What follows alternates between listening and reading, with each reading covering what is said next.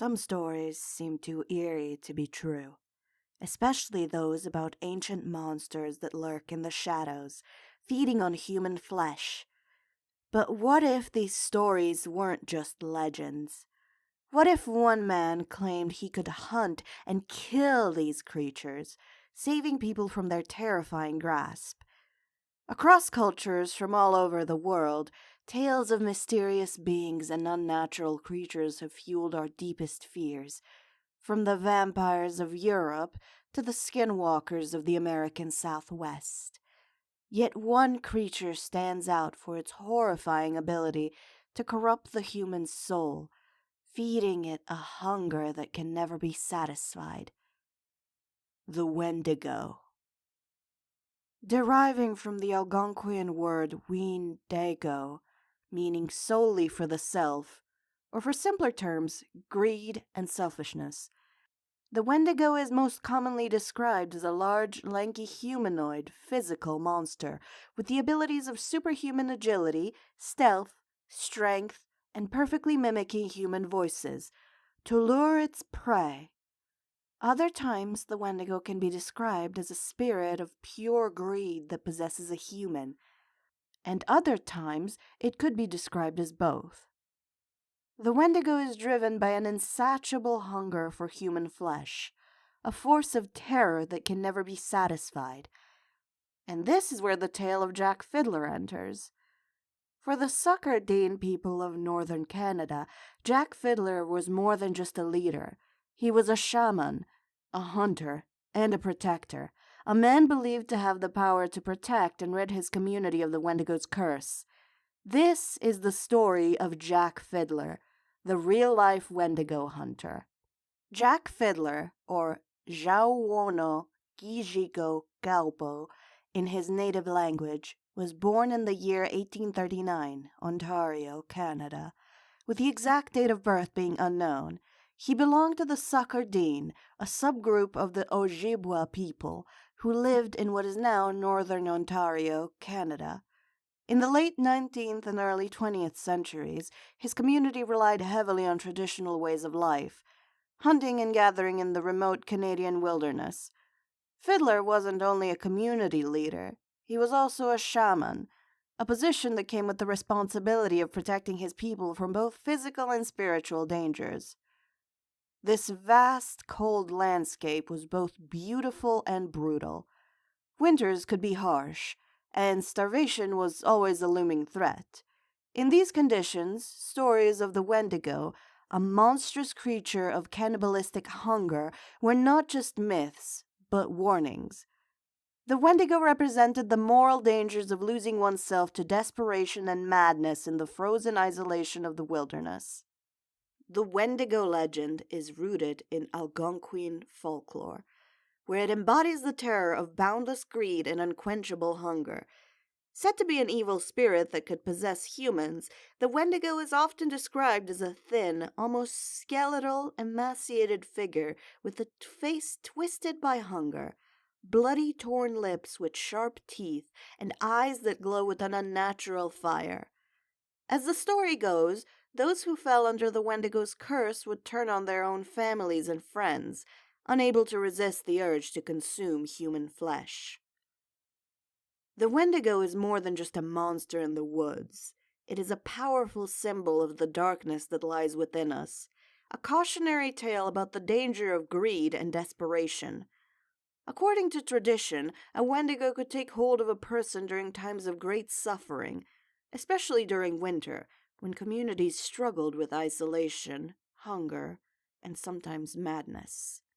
For the Succardine and other indigenous communities in Canada, Wendigo possession was a genuine fear that people truly believed in. The Wendigo wasn't just an evil spirit, it was a sickness, a curse that could befall anyone who ventured too close to darkness. A person believed to be Wendigo sick might display erratic, violent behavior, and even develop a craving for human flesh.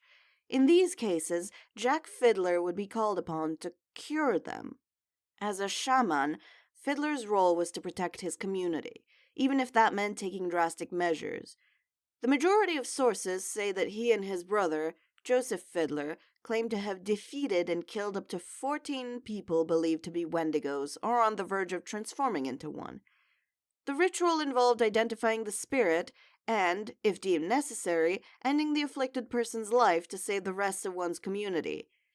It's important to understand that to Fiddler's people, these actions weren't seen as murder. In the eyes of the Sucker Dean, a person possessed by the Wendigo spirit was far beyond saving. They believed that the only way to protect the family and the village was to take the life of the afflicted before the curse could spread. As Jack Fiddler continued his role as a Wendigo hunter, Canada as a country was changing rapidly. The Canadian government was expanding its influence into Indigenous lands, bringing with it new laws and cultural expectations. Officials were often unsympathetic or outright hostile towards Indigenous beliefs and practices, dismissing them as superstition or savagery. This cultural clash would ultimately lead to Jack Fiddler's downfall. In 1907, a Canadian Mountie named Charles Denny heard about Jack Fiddler's Wendigo hunts and decided to investigate. Denny was borderline horrified by the idea of someone killing possessed individuals, and he viewed Fiddler's actions as nothing less than murder. Denny believed it was his duty to bring Jack and his brother Joseph to justice. In 1906, Jack Fiddler and his brother were arrested and charged with murder. For the Sucker Dean, this was an incomprehensible tragedy. These two men were leaders and protectors, but to the Canadian authorities they were dangerous criminals. At the trial, Jack Fiddler attempted to explain his actions, telling the court that he had been asked by the afflicted individuals and their families to end their suffering and prevent them from harming others. The courtroom, however, was not a place that acknowledged or cared for Indigenous beliefs or traditional practices. Jack Fiddler's argument fell on deaf ears, as the judge and jury only saw his actions through the lens of colonial law. Unable to reconcile his role as a shaman with the Canadian justice system, Fiddler was ultimately denied the understanding he so desperately sought. All across the country, people demanded convictions, while the police conducting the trial saw an opportunity for fame and advancement. Fiddler and his brother were both sent to jail during the pending result, but before a final verdict could even be reached, Jack Fiddler took his own life.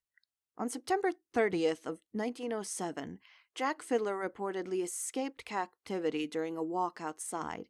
He hanged himself nearby from a tree branch, presumed to have committed suicide, and was found dead later in the same day. He was deeply shamed and traumatized by his imprisonment, seeing no way out of his situation. His brother Joseph, on the other hand, was found guilty as well and sentenced to life in prison, though he was later released 3 years later in 1909, being pardoned after a public outcry highlighted the injustice of their trial, with 3 different petitions being sent to the Minister of Justice. Tragically, Joseph Fiddler died only 3 days after his release due to sickness. Today, Jack Fiddler's story is often told as a tragic example of what happens when cultural misunderstandings go unchecked. To the Canadian government, Fiddler was a murderer, but to his people, he was a protector, a shaman upholding the traditions of his ancestors. The case forces us to consider how fear and survival are woven into cultural identity and how one society's beliefs can be criminalized by another. Whether it being right or wrong is debatable. Jack Fiddler's legacy invites us to ask deeper questions about the nature of belief and justice. Can we really judge the actions of another culture by our own standards? And what happens when traditional knowledge clashes with the rigid laws of colonial rule? For the Sucker Dean, Fiddler's acts were a way to keep their community safe. For the Canadian government, they were a threat to be eliminated. Jack Fiddler's life and his struggle with the Wendigo spirit remind us that monsters are often manifestations of our deepest fears, the fear of isolation, fear of hunger, and fear of losing control.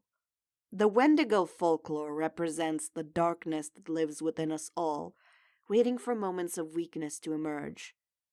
So, the next time you hear stories of the Wendigo or tales of monsters lurking in the wilderness, remember that sometimes what we call myths hold a kernel of truth. Jack Fiddler's story is a reminder that we all have our demons and that perhaps, in the harshest conditions, even the most rational mind might be driven to believe in monsters. Thank you for listening to this episode of KKM History.